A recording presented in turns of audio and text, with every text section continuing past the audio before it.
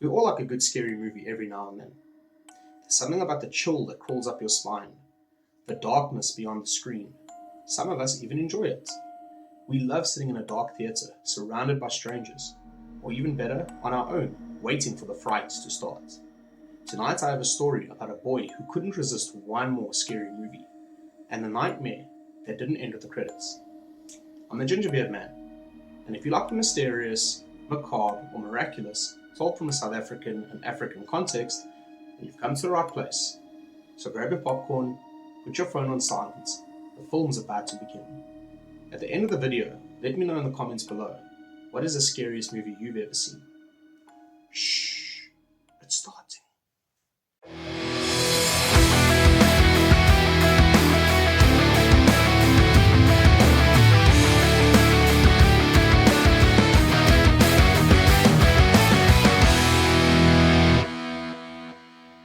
Dane peered through the ajar bedroom door.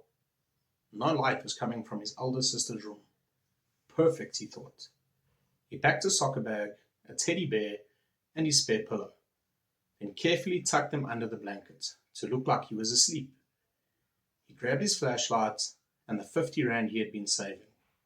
Quietly, he crept to the front door and opened it bit by bit. Then he slipped out into the cold winter night. He rubbed his hands in order to keep them warm, then began jogging quickly. He only had 20 minutes to reach the cinema. If the next usher started their shift before he got there, he would not be allowed in. After a few minutes, he reached the cinema. He walked straight past the confectionery stand, not wanting to be seen. He went into cinema number 4 and looked around. It was oddly empty, with no other person in the room except for his friend Lyle. Lyle was sitting at the end of the first row. Dane greeted Lyle, then slipped him the 50 rand. He then headed to his seat, which was reserved by a box of popcorn and a medium soda, smack bang in the middle of the row, right in the center of the cinema. Dane quickly looked back to thank his friend Lyle, but when he turned around, Lyle had already left. After about 5 minutes, the lights went down, and the film began. The Midnight Man. Dane regretted sneaking out. Now feeling uneasy, he kept looking behind him, grateful to see he was still the only one in the cinema. The first scary scene of the movie was about to take place. The tension was building, the sound was getting louder.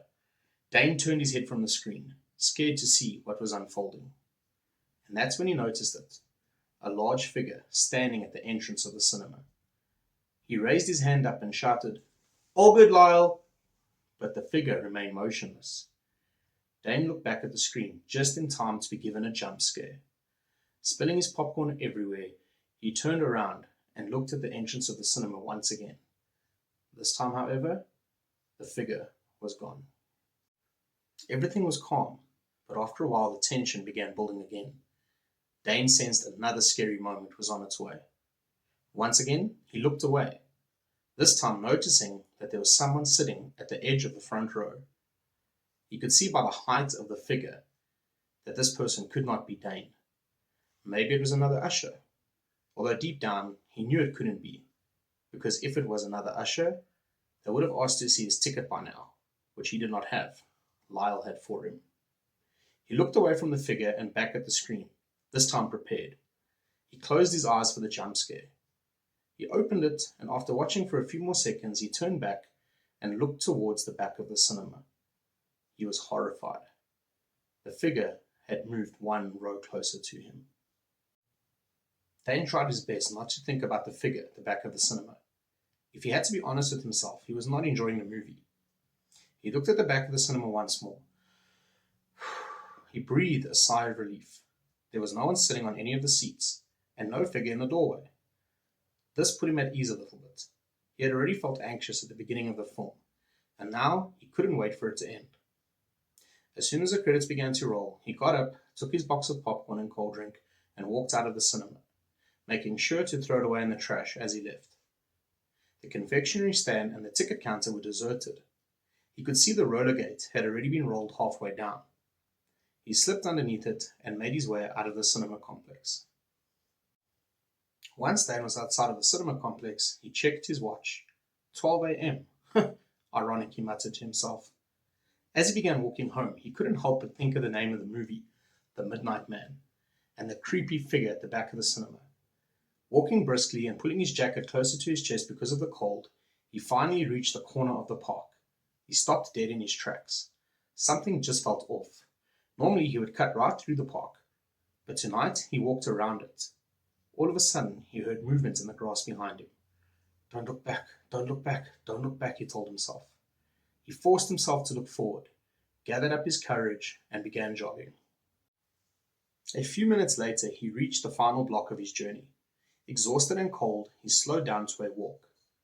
He passed the dark, quiet shops. When he got to the comic book store, he turned his head instinctively, expecting to see the Superman cutout. But what he saw froze him. It wasn't Superman. It was a reflection, but not his reflection. Behind him, a tall, bulky figure, similar to the height of the figure he had seen in the cinema, crept closer. Dane span around, and to his utter terror, stood the monster from the movie. No, it can't be. The creature smiled. But it is Dane. It is, it hissed at him. Then it laughed, throwing its head back. Dane's jaw hit the floor. Dane didn't wait around to see what the creature was going to do. He turned around and sprinted home. He got home in record time. Fumbling for his keys, he dropped them. Typical, he blurted out. This is exactly what would happen in a horror movie. This is how it ends, he thought to himself. He turned around, expecting to see the creature right behind him. But to his surprise, nothing was there. The street was quiet and empty. He rushed inside, locked the door, and took a deep breath. He decided he'd tell his parents in the morning. He walked to his bed, pulled back the covers. His hand froze and began shaking uncontrollably. Under the covers, where the soccer bag and the blankets were supposed to be, was the creature, smiling back at him. "Hello, Dane," it said. "I've missed you." It let out a creepy laugh. Dane's mother returned home 2 hours later at the end of her shift. She was a nurse at the local hospital. She walked into his room and went to kiss him goodnight. Her hand touched the bedsheet, feeling something wet. She switched on the lights and let out a blood-curdling scream. A scream of pain, a scream of sorrow, a scream that would wake the neighbors, who would end up calling the police. Dane was gone. All that was left were torn sheets and the words, "The Midnight Man," spelt out in blood. So that's going to do it for today's story, guys. If you enjoyed the story and want to see more like this, hit that subscribe button so you can stay up to date with all the videos that I drop. Also, don't forget to tell me in the comments below, what is the scariest movie you have ever seen? Stay safe, God bless, and remember, if you do go to a movie on your own, don't sit in the middle of the cinema. Sit at the top row right at the end, so it's easy to run away if you have to.